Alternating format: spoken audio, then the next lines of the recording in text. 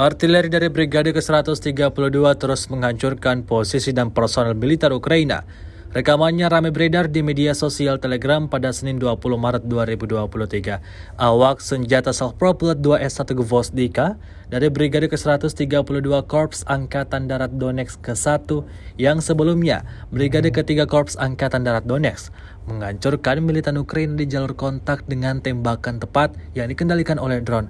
Hasilnya seperti yang terlihat dalam rekaman, serangan berkali-kali yang dilayangkan Rusia melumpuhkan posisi target.